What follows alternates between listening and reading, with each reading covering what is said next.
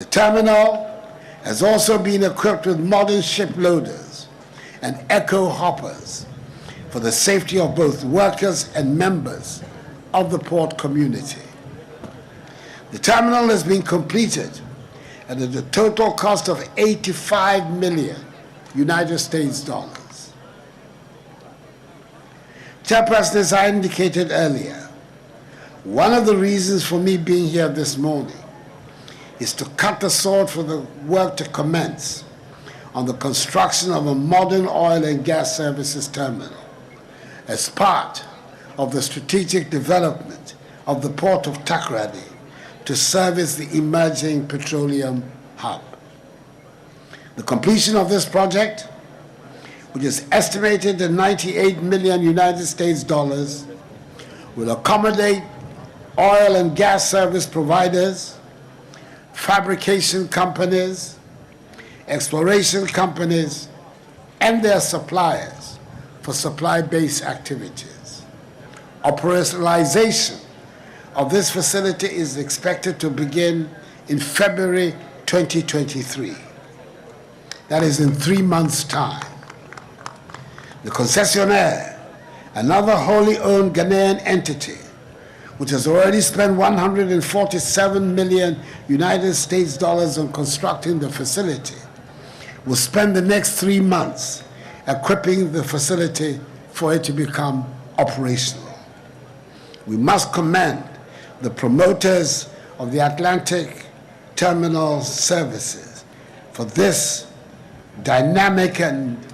innovative step it has taken in adding to the infrastructure of our country.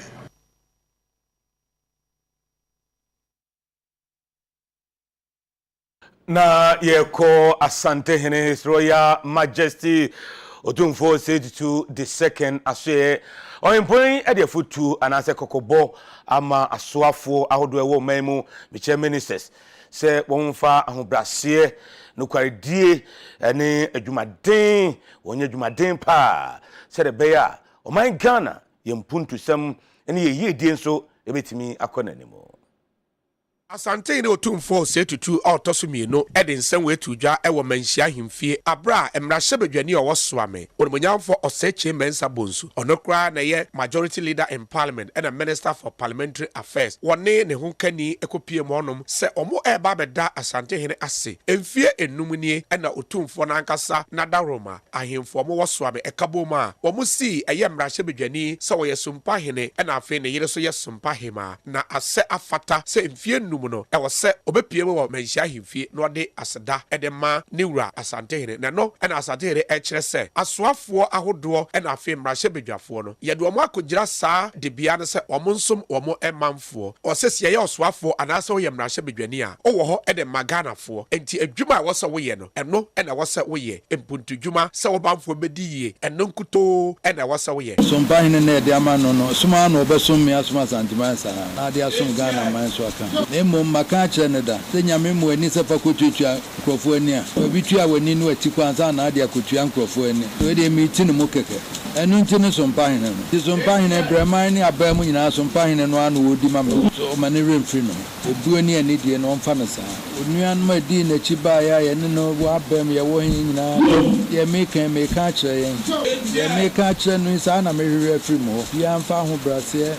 ene no kura ne mfa nye adwuma kura na okura wo eno echino emrahye bedwade ayesompa hene nana oseche mensa bonso so ene nsamtwefo etwetwe enkomo ema wo kire ne ntia obepio ene enwuma wo ye ewo soame. We've tried to facilitate development in various fields, in various sectors, offering scholarships to the pupils and students at the place, and also the development of road infrastructure, electricity, street lights, construction of schools. And I guess that it was because of these things that the chiefs and the queens came together to install me as the Sultan.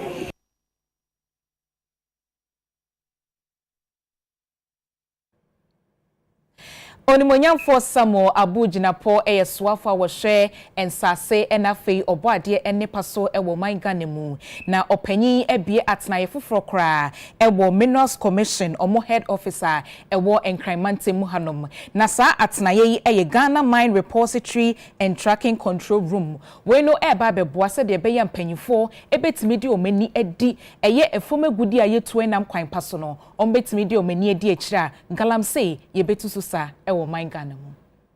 also for that so ye hwasa say ye no obade ne patwi ho ahia so no manyafo Samuel Abujinapo reference nkyerefo enhyemu na se no no de tudwa se aban de hyehye dodo na gu apono so benam sai so na efom agudie tuo ennam kwapa so no wode etususa na hyehye mu baako ene se wabi atenan foforo kra wo Minerals Commissioner Potoka Semnidin da so and Ghana Mine Repository and Tracking Control Room efidie de to efom agudie o magane mu no wode tracking device abebo ho na biaye obeche se ho ena efidie ni ndiri dwuma no wondi emfamboro sa biaye ho. Following the Apieti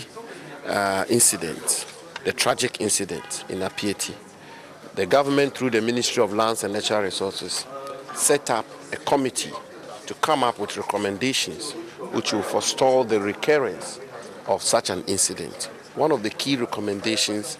of the committee, the Professor Richard Amankwa Committee, was that we have a tracking system for all moving equipment as well as all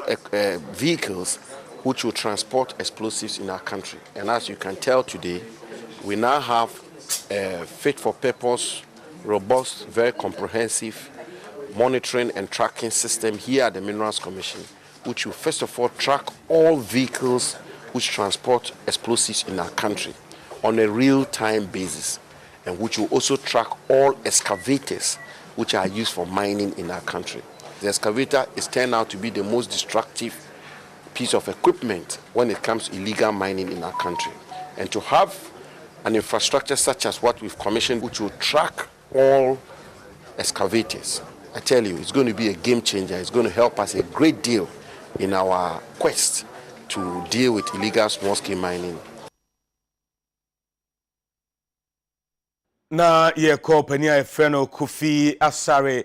Openi ye the executive director at the Africa Education Watch EduWatch openi ke say the atudwa say e hadwene pa se sika ban twato afibia ye de kutia won ye du ani e wo man mu no 2023 de no aban ateso Anchira for the African Education Watch ye 20 friend EduWatch ano ene owura Kofi Asare ne kasem na wo tiri mu afimpinu na aduonum ye no 2022 aban edisika 2 million ene to atena ya ohwe hu ni se yentete nipa fa hodie so won futuo mu meche domestic violent fund na so afimpinu ani aduonum yensa fotesan for kenka o magana ko homasika no sika 2 million Ghana cedis afra se odi 2 mu no wateso aba 1 million Ghana cedis no penyine chiri mu a we enya de beboa kora o de sansem na tudwa wabra wohwehwe mu a waye e de afam emayewa ye de omoma wade wabra wonyi nduru mpenyin fi so no ne wode ho nsem etudwa ya true mu say domestic violence fund ayef fotoa aban this katumu a ye de hwe omo a omo ye victims of domestic violence na aban ateso afia ye umi aban allocate 2 million Ghana cedis ema domestic violence fund no enso ye hu ni say 2023 budget no eso ate aba 1 million Ghana cedis aye hwes hia say omo a ebia omo di dem enam domestic violence nti obi abobu epura ohia be bia da o sa ban hwe ne ade no sa fan hu hia pa ni tira ban ankasankara a che sa fan ne mukenya enu nti nanka ye ndie ntiso ye ne sanka emi kwan sanka ban etisas kan so every 2 million ekọ 1 million enu nti esra ban say efe na parliament efi ase appropriation bill no omo enfa sika no enko back to 2 million Ghana cedis nti te pese ye hwe omo a omo ye victims of domestic violence here say they are buying ankasa de esi ne buto so here na and they say allocate sika e betime bi ama omo na sika ne allocate wi ya sika ne den embra nti next year den dey sha ban say 1 million ne de enso nti e be ya anka 2 million allocate for this year no on some 2 million next year na yen fa mo omo victims of domestic violence.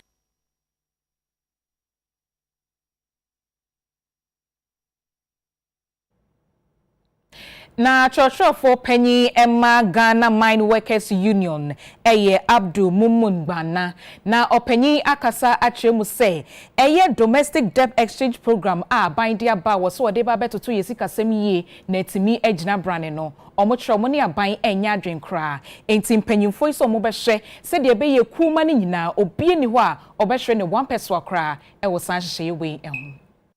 me investor na me koto government bonds there are terms and conditions governing transaction now in the government area. So it's also Obama may interest rate of 15%,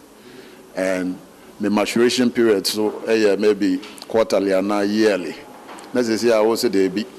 government bonds media my margins because of debt and sustainability government bonds mia meshe coupon rate and interest rate na maturity level no so no we extended to about 10 years na chese wo pa chese sikana me ankasa me sikana government bonds no no you now want to dictate the terms and conditions na kwanso no yanyanesa we have inflation in excess of 40%. na chese me sikana egu okrampo no sorting because inflation is currently at 40%. So the real value of the investment about down 40%. So if on top of that we call debt restructuring, now we do want to ebe kwa me pension and me investment you know buying any so in the Kano as Ghana Man Workers Union they say buying the debt restructuring no more on finance and your pension because now dia you know buying a Ye to ansem so na ye ko asoya hwe enkwada ene emayi di eso asoyi ekire se emra batan a ebo enkwada ne ma ho ban ewo man mu no wo ba behwe na wahye mukina ewo man emu. Ministry of Gender, Children and Social Protection asweya wonum ehwe emma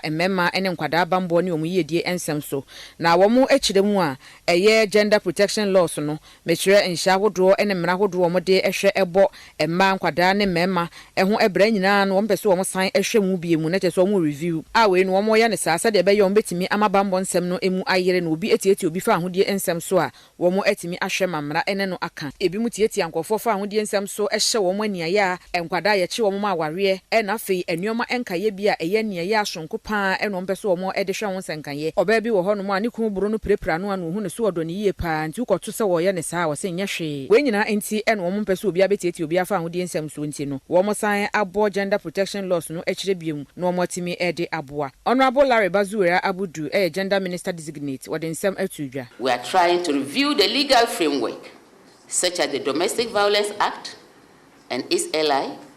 the National Domestic Violence Policy, and the National Gender Policy, among others. The ministry believes in empowering communities to speak and act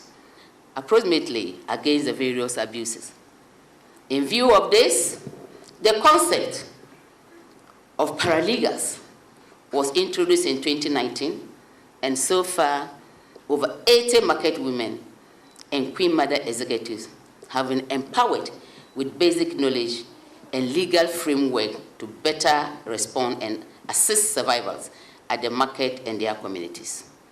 The bill aims to ensure the achievement of gender equality in political, social, economic, and educational spheres, which is vital to ensuring gender parity, reduction in gender-based violence, and reductions in overall poverty levels, and will help Ghana to achieve its own ambition for self-reliance.